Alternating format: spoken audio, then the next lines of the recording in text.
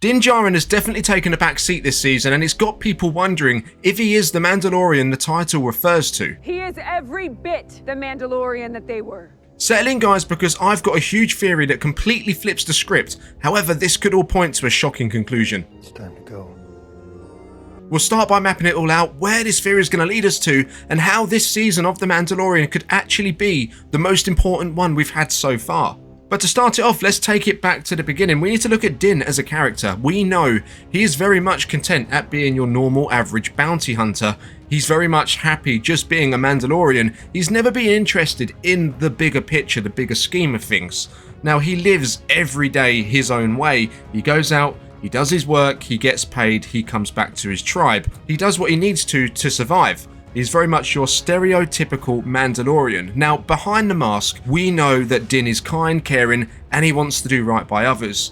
And he's also taken on the role of a father figure to Grogu. You see, just like Grogu knows, Din also knows how it feels to be lost, alone, and knows how it feels to be taken in by Mandalorians, to get that sense of belonging back, the family, the direction that comes with it.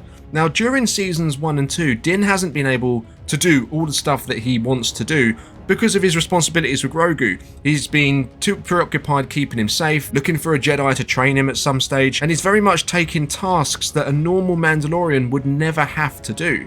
Events that lead him to be part of a bigger story, meeting characters like Boba Fett, Bo-Katan, Ahsoka, being entangled with the Empire and all the things that come with that as well. Now, it's exactly these stories and interactions that Din's been involved in that's misled us to believe that he's going to be the one to lead and retake Mandalore. Out of everything he's accomplished so far, I would say the time with Bo-Katan is the most significant at the moment, especially during season 2.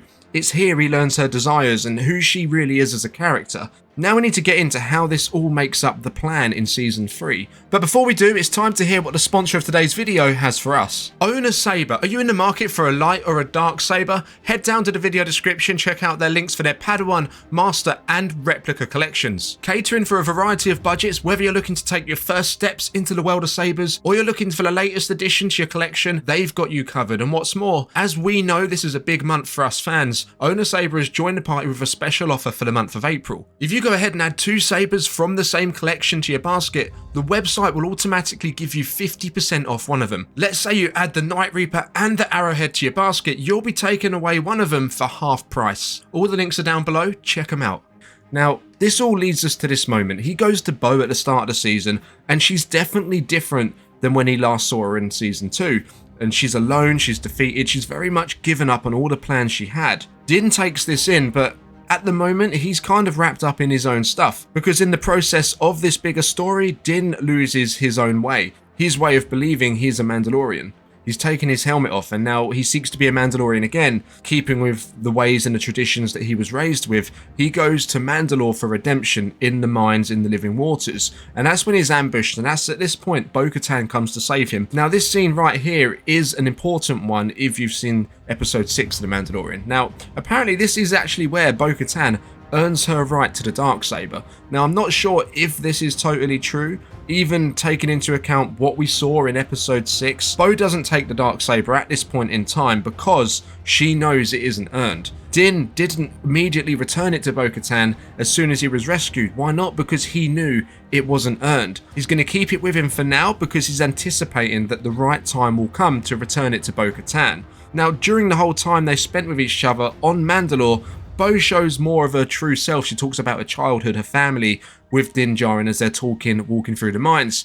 And she also shows him that she is open-minded with their conversations they have as well. She also took the creed in the living waters. She was raised in a very similar fashion to how Din Djarin was.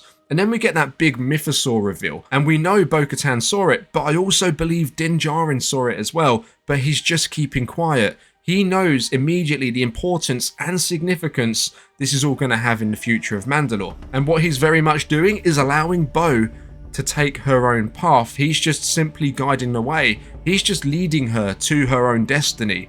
Now, Din knows the songs of eons past, it's worth noting, at the time they witnessed the mythosaur. He knows the songs foretell of the mythosaur rising up to herald a new age of Mandalore, and Bo, before he got into the water, actually told him that the mythical beast was once tamed by Mandalore the Great. And Din may also know that the mythosaurs were ridden by the rulers or leaders of Mandalore in times gone past. Over the time the pair have known each other, Bo has shown Din there's more than one way to be a Mandalorian. She's shown him her true character, and he already knows her desires. He knows who she's meant to be. She's a princess. And then to go from that to seeing her defeated in the start of the season and her saving him countless times in the process, season 2 and in season 3, now the opportunity has presented itself. It's his time to now go and save her, but not from any enemy, but from herself, to help her fulfill who she's meant to be in the galaxy. Yes, he could have probably taken the opportunities Bo is now having for himself, but that's not who he is. That's not what he wants for his life. At this point in time, I will go as far as saying as Din is one step ahead of everyone else, even the armorer, at this point in time. This is where the plan becomes more and more clear as the episode progresses. Get ready guys, because this is the ultimate hero arc, but remember what I said, this might be leading us to a shocking conclusion. We know after their trip to Mandalore, her home is then bombed by the TIEs, and he then takes her to his tribe. Now he does this because he knows that his tribe will accept her in as long as she keeps on wearing the helmet and doesn't take it off. He knows Bo-Katan is a natural leader. He's seen that firsthand when they were infiltrating that Imperial ship to steal the arms on board. He knows she's adaptable to different situations. He's already seen that as well. And to be honest with you, she really has no other choice at this point in time. Din was very much counting on Bo showing the others who she really is, something he's learned himself when he first met her. He didn't know who she was, he questioned that she was even a Mandalorian, but over time she's shown what she's capable of, what she's like as a character, despite what others may believe or what others may have heard about her. And it doesn't take long, as Din anticipated, for her to win over the others, including Paz Vizsla, who was arguably the one who was most opposed to her presence being in their tribe.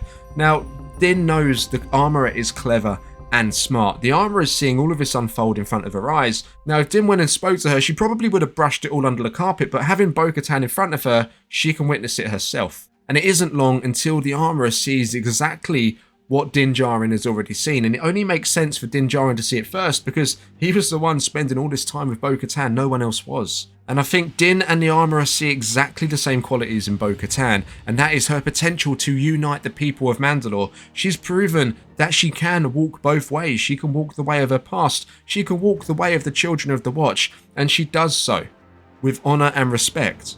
When Din found Bo in season 3, she needed support. She has the dreams within her still, but she's long but given up on them. Her forces are melted away. She's got no backing.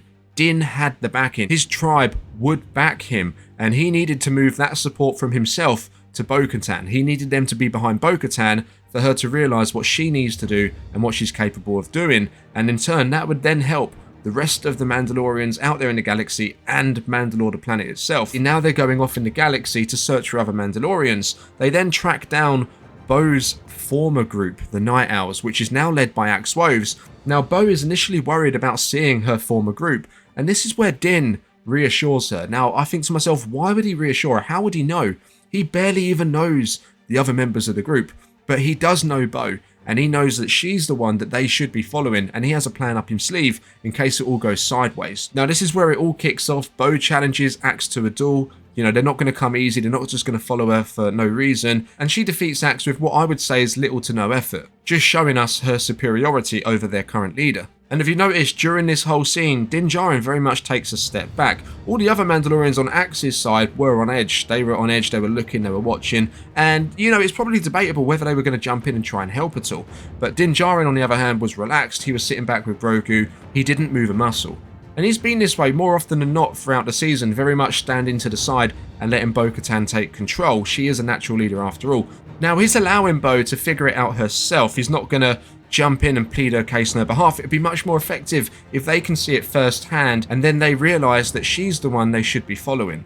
Now initially she is met by reservations with her past, with her losing a Darksaber and not taking it back off Djarin. And this is where Din himself pulls out the Darksaber move. Now Bo knows she didn't actually earn the Darksaber and she looks hesitant even after Din's explained what he's doing. And Din knows that she also didn't earn the Darksaber either. But it's important to note here that the Darksaber doesn't carry the power, the story does. And Din's version of the story admits that he was ambushed, and it wasn't won fairly in a duel that they both agreed on. The kind of thing where you go, do you accept the challenge? And the other one goes, yes. Very much like Bo and Axe and what happened with Maul and Pre Vizsla in the Clone Wars. And besides, they've both learnt this season that not everything they've always believed turns out to be true, so perhaps it wouldn't help missing that one detail out in the story of the Darksaber. Perhaps it's time to move on from the old and now it's time to get in with the new. The Armor has already realised that herself, and she's probably one of the characters you would think would really struggle to come to that realisation. Now, Din hasn't handed Bo the keys to Mandalore by any stretch here, but he's simply pushed her in the right direction to earn it herself. He's been building her back up to who she once was. No, I would say even better than she was before. A more complete and wise leader, as Palpatine would say, now having spent time in both worlds effectively. Din has taken a step back this season to allow someone else to rise up into a position that he didn't want and he never intended to find himself in, but also because it's what they're meant for, and he's realised that early on, saving not only Bo-Katan but also Mandalore and all of the other Mandalorians. Bo will be the one to lead the Mandalorians home to reclaim their planet, and afterwards I really think Din intends to just return back to his normal life with Grogu to carry out jobs on a weekly basis, or maybe there's a new role within a united Mandalore for him to fulfill. I can't help but also think, and this is the one, Din Djarin helping Bo as he has, which in turn goes on to unite Mandalore and takes them all back home, is his farewell act. Now, the reason I'm kind of thinking this is because of how Grogu has bonded with Bo during this season. It has made me raise my eyebrows a few times. She's been closer to Grogu this season than Din has. Now, seeing as the show is called The Mandalorian and not The Din Djarin Show or something similar, it does leave open the possibility of a main character change at any given time. Perhaps this season is acting as a transition from Din to Bo, with Din possibly dying for Mandalore in the season final, leaving behind a legacy Grogu will fulfill and build upon in the future, and Mandalore being in a position impossible without him. Now, I do appreciate there's a lot to unpack in this theory, guys, but this is really how I see it going, and to be honest, if it does turn out this way, it is much better than what we've seen in the episode on face value. Let me know what you think in the comments down below. Subscribe if you haven't already. Let's see if we can push up to 4,000, and leave a like if you enjoyed today's theory. This is the way.